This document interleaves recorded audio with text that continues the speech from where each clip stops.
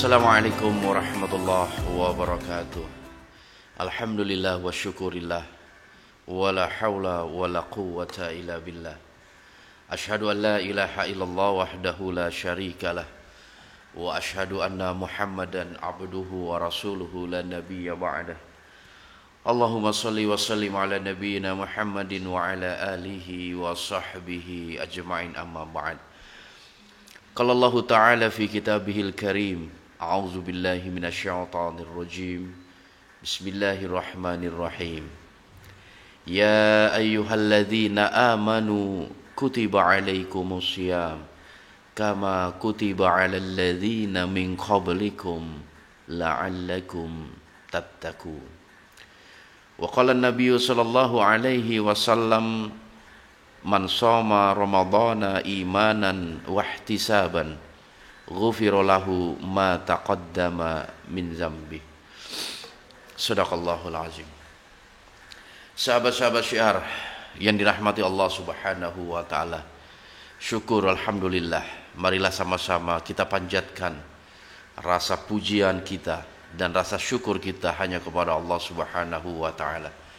Karena atas karunia-Nya lah kita saat ini berada di bulan yang penuh keberkahan, bulan suci Ramadan, yang sengaja Allah berikan kepada kita sebagai hamba-Nya, sebagai bulan di mana perintah berpuasa diwajibkan kepada kita dalam rangka membentuk jiwa-jiwa yang takwa.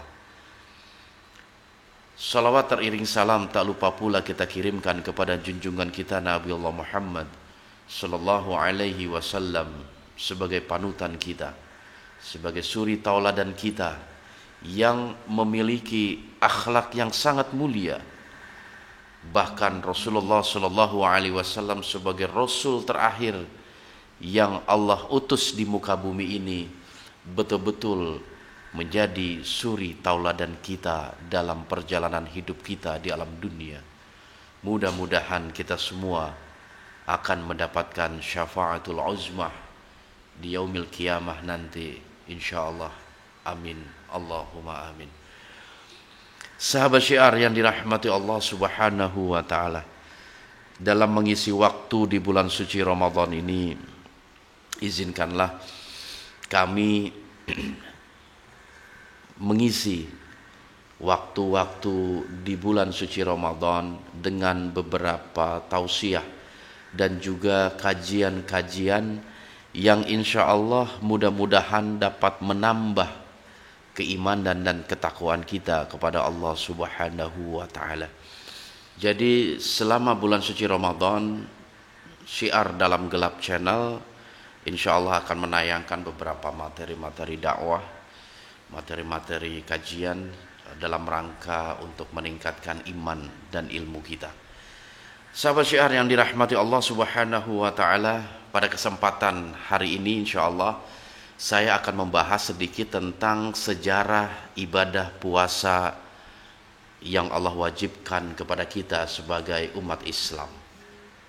Sahabat syiar, puasa memang merupakan ibadah ruhiyah yang khusus kita persembahkan kepada Allah Subhanahu wa taala. Kenapa saya katakan bahwasanya puasa merupakan ibadah ruhiyah? Karena di saat diri kita terasa lapar, diri kita terasa haus, maka jiwa kita mencoba untuk menahan, untuk tidak makan dan tidak minum.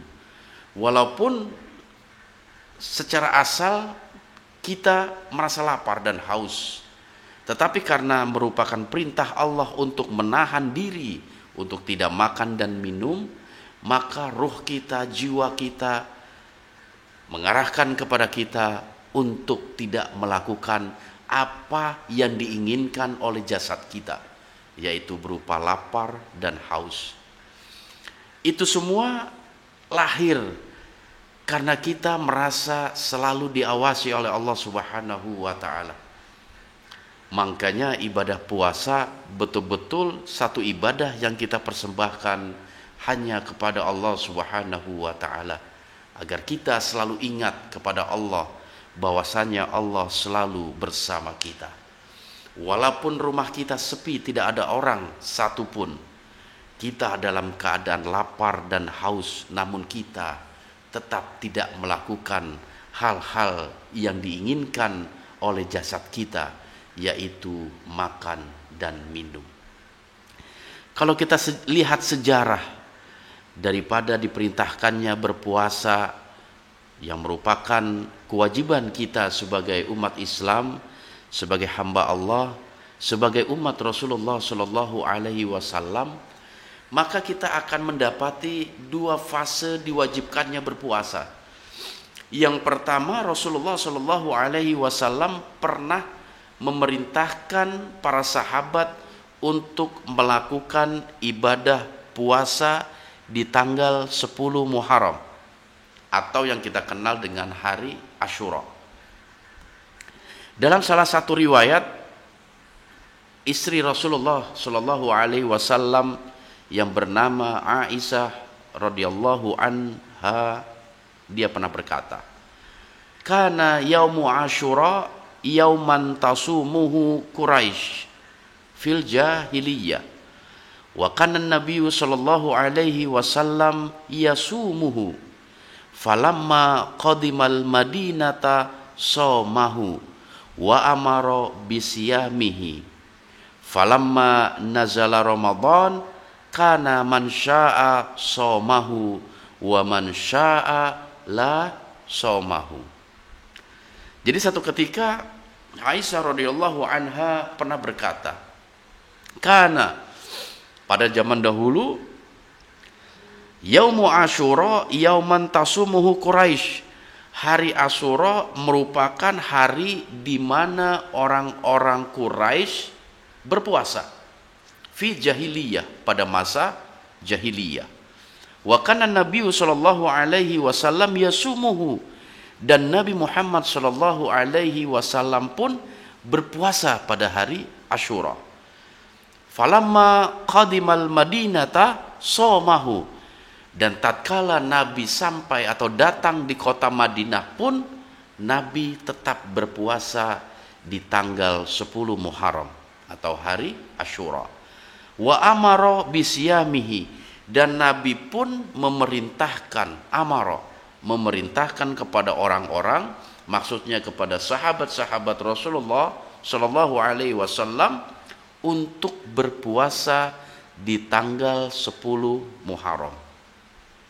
Falamma nazala Ramadan, maka tatkala Allah Subhanahu wa taala memerintahkan untuk berpuasa di bulan Ramadan, kana man syaa shamahu, maka kata Rasulullah sallallahu alaihi wasallam, barang siapa yang ingin berpuasa di tanggal 10 Muharram, maka berpuasalah. Wa man syaa la yasumuhu, dan siapa saja yang tidak mau berpuasa di tanggal 10 Muharram, maka tidak apa? Untuk tidak berpuasa. Artinya puasa pertama yang diwajibkan oleh Rasulullah Shallallahu Alaihi Wasallam kepada para sahabatnya adalah berpuasa di tanggal 10 Muharram.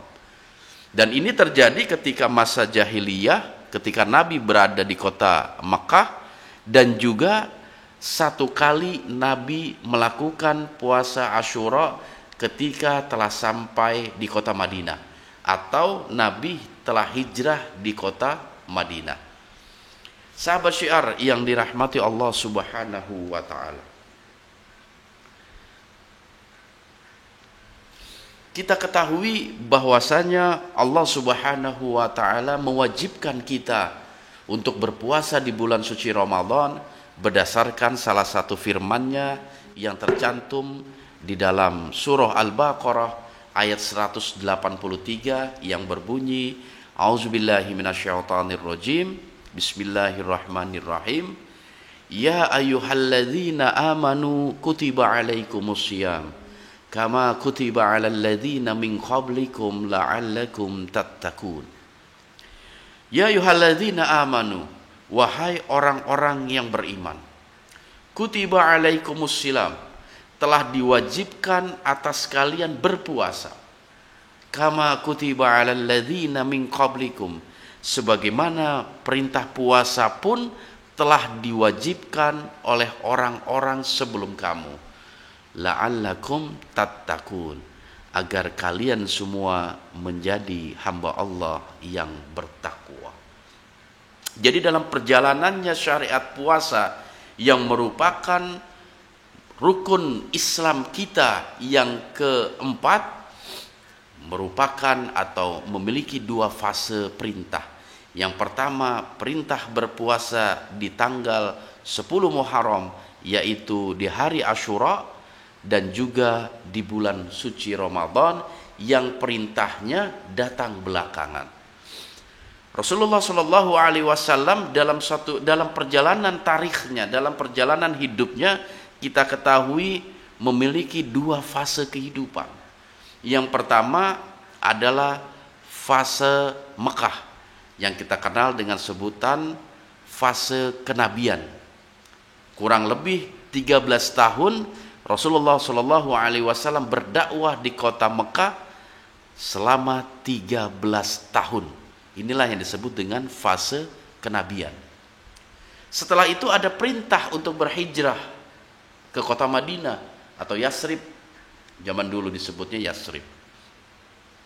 Itulah fase Hijriyah. Penanggalan Islam dimulai ketika perjalanan Nabi dari kota Makkah menuju Madinah. Fase hijrah. Makanya disitulah mulai dihitung kalender Islam yang kita kenal dengan sebutan kalender Hijriyah. Dan perintah untuk berpuasa di bulan suci Ramadan Allah perintahkan atau dilaksanakan oleh Rasulullah bersama para sahabat ketika memasuki tahun kedua Hijriyah. Kalau kita gabung sejak Rasulullah Shallallahu Alaihi Wasallam diangkat menjadi seorang nabi dan rasul, maka perintah berpuasa di bulan suci Ramadan terjadi setelah 15 tahun Rasulullah Shallallahu Alaihi Wasallam menyebarkan atau berdakwah, menyebarkan ajaran Islam. Sahabat syiar yang dirahmati Allah Subhanahu wa taala. Itulah sedikit banyak sejarah tentang asal muasal adanya perintah berpuasa di bulan suci Ramadan. Mudah-mudahan bulan Ramadan yang telah kita masuki saat ini bisa memaksimalkan bagi diri kita untuk mendekatkan diri kita kepada Allah Subhanahu wa taala dan memperbanyak amalan solehah. Mari sama-sama kita jadikan bulan Ramadan tahun ini lebih baik dari Ramadan-Ramadan yang kita lalui. Itu saja yang dapat kami sampaikan, mudah-mudahan dapat bermanfaat. Mohon maaf atas segala kekurangannya. Wal afu minkum. Wassalamualaikum warahmatullahi wabarakatuh.